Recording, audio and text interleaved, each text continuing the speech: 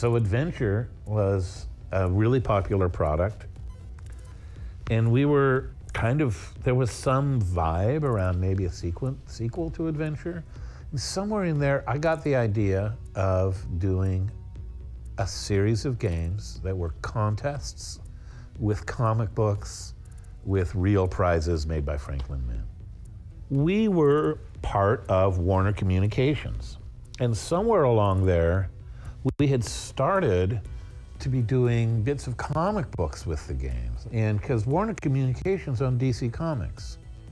Warner Communications, I happen to know, I don't know that anyone else was paying attention, also owned Franklin Mint, right? Franklin Mint being a collectible company. I don't know, they made plates and little figurines and stuff, I know, and medallions, and not my scene, but it's a creative world. It's hard to talk about this without going me, me, me. I don't love going me, me, me, but a lot of it was, I consider myself to basically have been the showrunner of Sword Quest. The concept was mine, the literary concept, the material. So the games are actually moderately literate and erudite, right? The whole story is put together as a lot like a Grail quest or something in Joseph Campbell. It would be a hero's journey, a spiritual evolution, a life. It's a story of a life, of a energetic, a magical life, right, through these mystical systems. So I embedded it in a lot of historical culture of mysticism, and sold the idea, and it went over big. It was brave, it was ambitious, it was audacious, and it had a certain je ne sais quoi, but I don't know what it is. I'll back up a little bit. There was kind of a bizarre effort to do a combination of Twitch and adventure game, to merge and to create an action adventure. I think Howard tried this in Raiders, right, where he tried to make an adventure game that was built into an action game and merge the two. So I consider Howard and I to be some of the pioneers of action adventure. Got to say this in a certain way. So you'd play this action game and maybe get a clue, a prize that you'd add to your inventory. And if you had that in your inventory, then you could unlock, then you'd be on this map. You wouldn't necessarily see the map, but you'd be inside a maze, and a door would open in the maze, and there'd be another action game there. And so it was kind of like a first-person adventure with action elements. That was basically, and looking back at it when I say it that way and knowing what was in the times, it was very audacious. And it was actually very creative. It was really, it was really cool.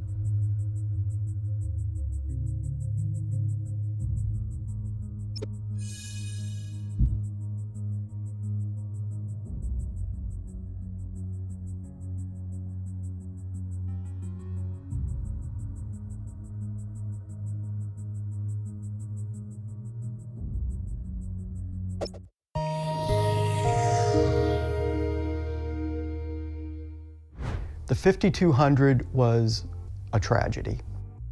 The 5200 was a good idea gone horribly wrong. The big problem that we had at Atari, the thing that killed the industry more than any other one thing, even more possibly than the E.T. video game, is that it was the first product life cycle. No one had ever been through a major success video game console life cycle. So where does it end? Nowadays, when somebody comes out with a new system, they already are designing the next system because they know the life of a system. They know a console is good for a certain number of years, and then it's going to die, it's going to fall off, and that's when we need to be ready and prepared to come in with the new system. Holy crap, you know, our first machine is finally falling off the cliff. We need something. We have something. We can take the 800, 400, 800 computer, repackages the 5200, spit it out, and we can do it.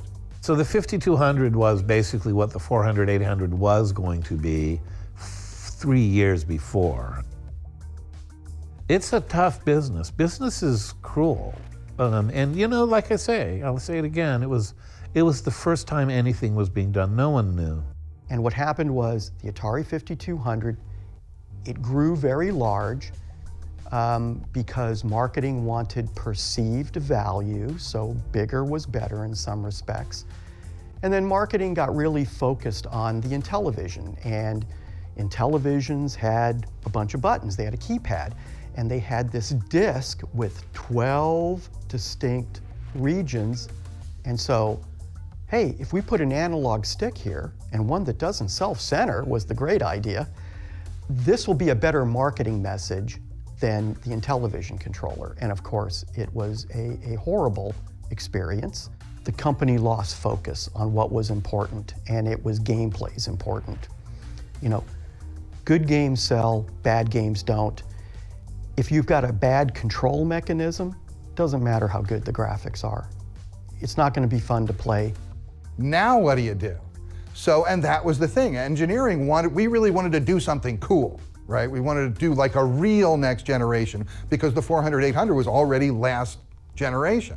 The engineering team and the creative team, the game designers, we were so upset, and we all felt that we were making a wrong decision with this controller, that we put together a petition to upper management.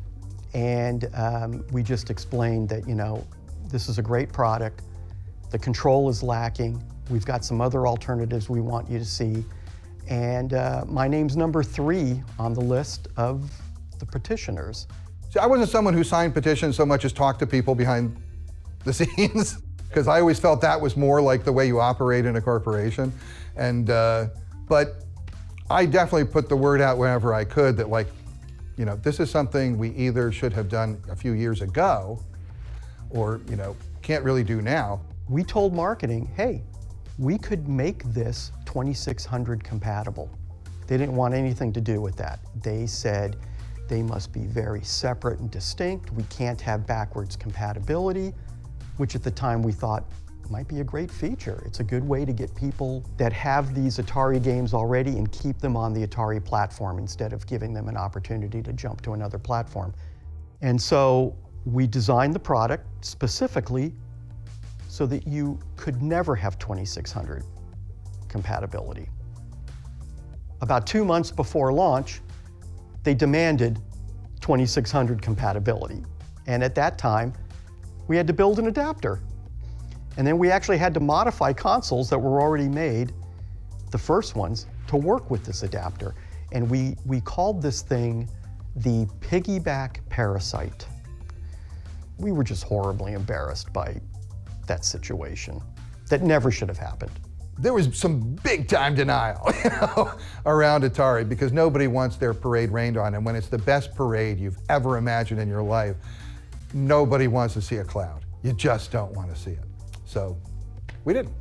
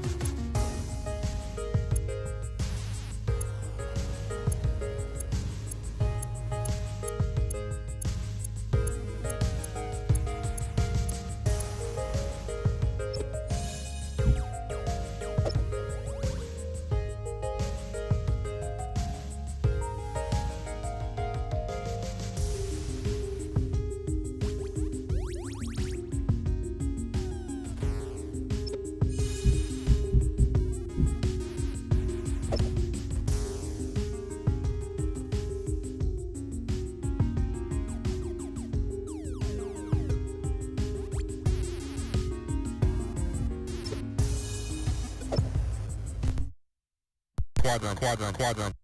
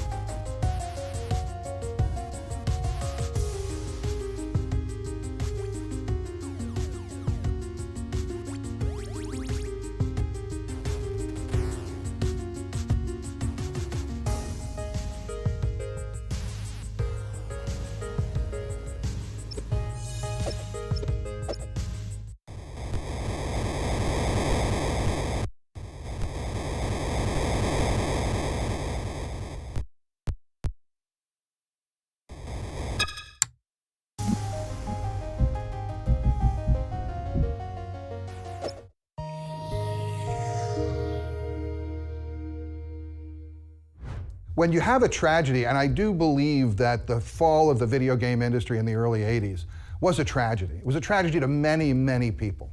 It changed a lot of lives. I think it's pretty obvious when it comes to the video game crash that Atari didn't have control over the quality. I mean, it needed some sort of way to keep just anybody from writing cartridges for it. And so many people saw this video game gold rush, and they just, started dumping crap. I remember going into KB toy stores and just seeing, really bad box art and just really just terrible looking games. And that's when I started losing interest, and the market became flooded just with garbage.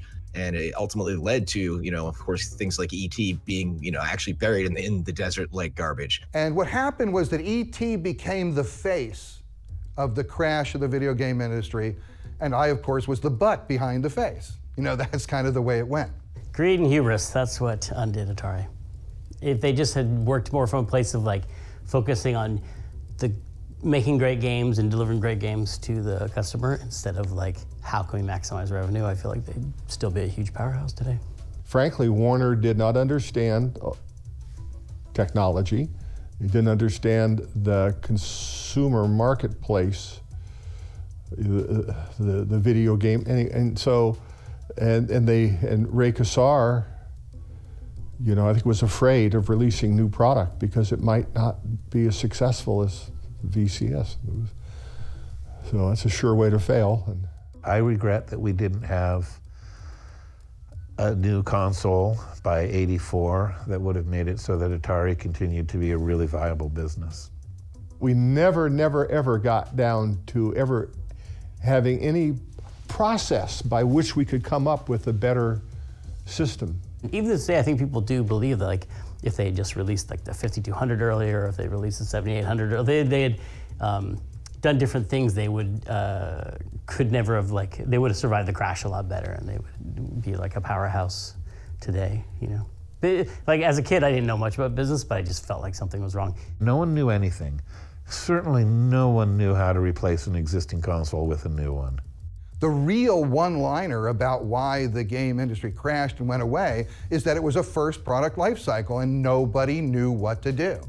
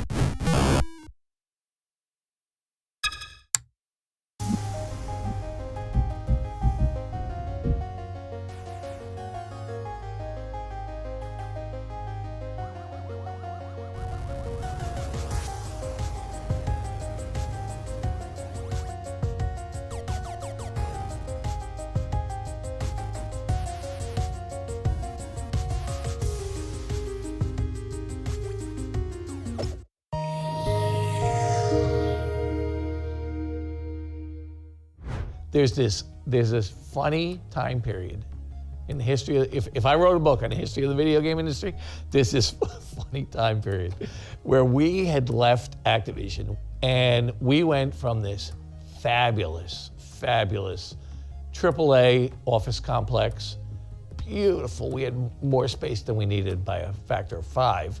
And we went to the most horrible office in Midland Park, New Jersey, in the basement of an optician's office. Game industry, this was after the crash. Game industry was a disaster.